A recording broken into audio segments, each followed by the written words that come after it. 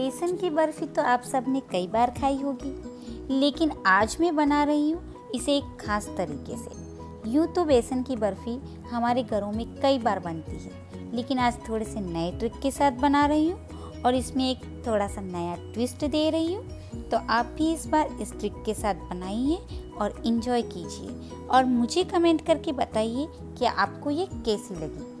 बेसन की बर्फ़ी बनाने के लिए हमें बहुत ज़्यादा सामान की ज़रूरत नहीं होती है। इसको बनाने के लिए हमें जिन सामान की ज़रूरत होती है वो सारा सामान लगभग हमारे घर में इजीली अवेलेबल होता है। तो जब भी कभी कुछ मीठा खाने को मन करे तो बना लीजिए बेसन की बर्फ़ी, और ये मिठाई सबको पसंद भी आती है। तो चलिए आज हम एक नई स्टाइल में बनाते हैं बेसन की बर्फ़ी, या इसे हम कह सकते हैं बेसन का मिल्क केक। तो बेसन की बर्फ़ी बनाने के लिए यहाँ मैं ले रही हूँ 1 कप बेसन, पौन कप मिल्क पाउडर, आधे कप से थोड़ी सी ज़्यादा चीनी, 15 से 20 काजू, 10 से 12 अखरोट, 25 से 30 बादाम और आधा कप घी और थोड़ी सी पिस्ता कतरन लूँगी, जिसको मैं बाद में गार्निशिंग के लिए यूज़ करूँगी। तो बेसन की बर्फ़ी या बेसन का मिल्क केक बनाने के लिए हम सबसे पहले क्या करेंगे, बेसन को भूनेंगे। तो यहाँ मैं पैन में डाल रही हूँ जो हमने घी लिया था उस घी को, और उस घी में से मैं करीब 1 छोटी चम्मच घी को अलग से बचा रही हूँ, जिसको मैं बाद में ड्राई फ्रूट्स रोस्ट करने के लिए यूज़ में करूँगी। चलिए अब हम घी को मेल्ट होने देते हैं। अब हमारा घी मेल्ट हो गया है और अब इसमें मैं डाल दूँगी बेसन और इसे लगातार चलाते हुए करीब 25 से 30 मिनट तक लो फ्लेम पर भून लूँगी।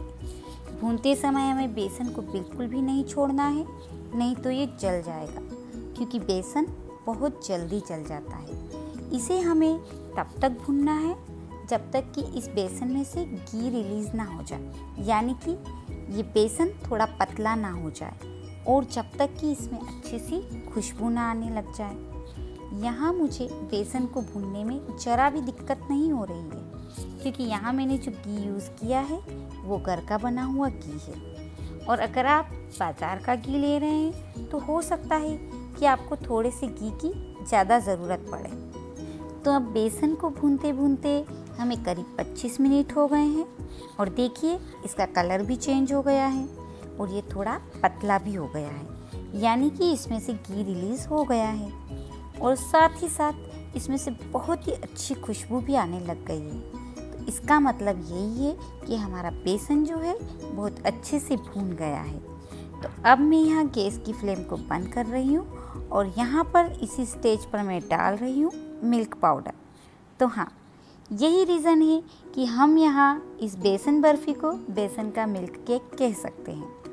लॉकडाउन चल रहा है, मावा मिलना तो बहुत मुश्किल हो गया है, और अगर आपके पास मिल्क पाउडर अवेलेबल है तो बना लीजिए इस तरह से बेसन मिल्क केक। और अगर नहीं है तो भी किराने की दुकान तो अभी खुली है, आप जाकर के ले सकते हैं। और अगर फिर भी नहीं मिल रहा है तो आप एक काम कीजिए, एक पैन में 2 कप दूध डाल दीजिए और उसे अच्छे से गाढ़ा होने दीजिए। जब वो गाढ़ा हो जाए तो उसमें डाल दीजिए शुगर सिरप।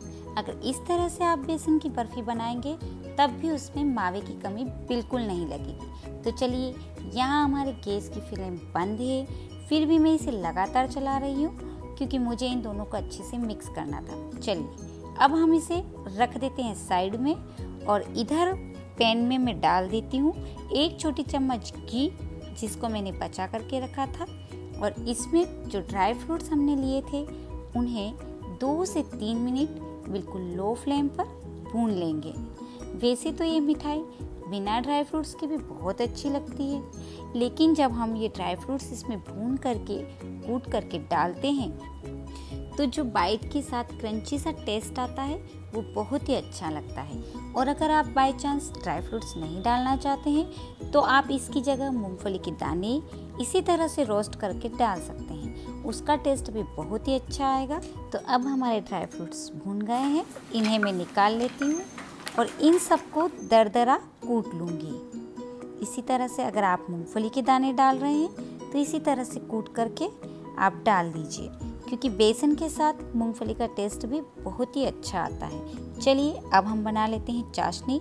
तो चाशनी के लिए जैसा कि मैंने आपको बताया, आधे कप से थोड़ी ज़्यादा, मतलब कि करीब ये 150 ग्राम चीनी मैंने ली है और 200 ग्राम करीब मैंने बेसन लिया है। तो 150 ग्राम चीनी 200 ग्राम बेसन में हमें लगेगी ही।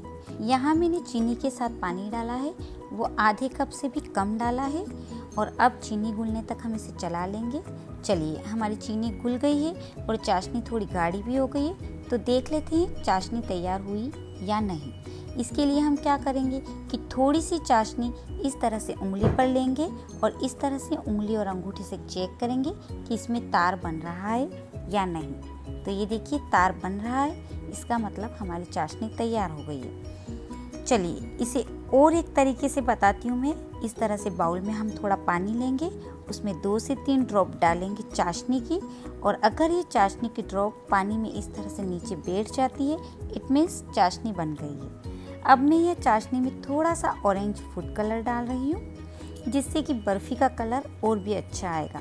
कंदोई लोग भी इसे डालते हैं, अगर आप नहीं डालना चाहे तो स्किप कर दीजिए। अब इसी में मैं डाल दूँगी आधी छोटी चम्मच इलायची पाउडर, और यहाँ मैं इलायची के छिलके का पाउडर भी डाल रही हूँ। छिलकों को पीस करके पाउडर बना करके मैंने रख रखा है, जिससे कि इलायची के छिलकों का भी यूज़ हो जाए। तो अब मैं गैस की फ्लेम को बंद कर रही हूँ और शुगर सिरप को डाल रही हूँ इस भुने हुए बेसन में। और अब चाशनी के साथ बेसन को अच्छे से स्मूथ होने तक चलाते रहेंगे। हो सकता है आपको लग रहा हो कि ये तो बहुत पतला है, लेकिन जैसे जैसे ये ठंडा होता जाएगा ये गाढ़ा होता जाएगा। और बाय चांस अगर ये बहुत सख्त हो जाए तो घबराइए नहीं। अब 2 छोटी चम्मच दूध डाल दीजिए, मिठाई अच्छी जमेगी। चलिए अब हमारा पेस्ट बिल्कुल स्मूथ हो गया है और अब मैं इसमें डाल रही हूँ ड्राई फ्रूट्स। और ये सारे ही ड्राई फ्रूट्स मैं ऊपर से डेकोरेशन के लिए नहीं डाल रही हूँ, सारे ही मैं बर्फ़ी के अंदर डाल रही हूँ, ताकि जब हम खाएं तो अच्छा क्रंची सा टेस्ट आए। तो अब मैं इसे मोल्ड में डाल दूँगी जमने के लिए। इसके लिए मैंने पहले से ही इस केक टिन को घी लगा करके रख दिया है और इसके अंदर मैंने बटर पेपर भी काट करके लगा दिया है और बटर पेपर के ऊपर भी मैंने घी लगा लिया है। और अब मैं इस पर डाल रही हूँ पिस्ता कतरन। तो ये मैंने बटर पेपर डाला है, इससे हमारी मिठाई, हमारा मिल्क केक आसानी से बाहर आ जाएगा। अब मैं इसमें डाल रही हूँ बर्फ़ी का पेस्ट और अब इसे हम चिकना कर लेंगे स्पून या कटोरी की हेल्प से। तो देखिए हमारी बर्फ़ी का जो पेस्ट है बिल्कुल ही स्मूथ हो गया है और इसे अब हम छोड़ देंगे करीब आधे से 1 घंटे के लिए जमने के लिए, जिससे कि अच्छे से सेट हो जाए। और अब 1 घंटा हो गया है, तो चलिए अब हम इसे डिमोल्ड कर लेंगे। तो इसको हम करेंगे उल्टा और थपथपाएंगे। इस तरह से हमारा केक जो है आसानी से बाहर निकल गया है। तो देखिए दिख रहा है ना एकदम केक जैसा, इसीलिए इसे मैंने नाम दिया है बेसन का मिल्क केक। तो चलिए अब हम इसे कट करके भी देख लेते हैं। तो देखिए ये जो मिठाई में दाने दिख रहे हैं ना ड्राई फ्रूट्स के, इनमें बहुत ही अच्छा टेस्ट है। चाहे आप मूंगफली की डालें, लेकिन डालें ज़रूर। ये देखिए अब मैं इसे तोड़ के दिखा रही हूँ, कितनी अच्छी लग रही है ना ये मिठाई, बहुत ही अमेजिंग सी। तो इस मिठाई को ज़रूर बनाइए। अगर आपको ये रेसिपी पसंद आए तो इसे लाइक कीजिए, ज़्यादा से ज़्यादा शेयर कीजिए और मेरे चैनल को सब्सक्राइब करने में ज़रा भी कंजूसी ना कीजिए। फिर मिलते हैं एक नई रेसिपी के साथ, तब तक के लिए स्टे होम स्टे सेफ।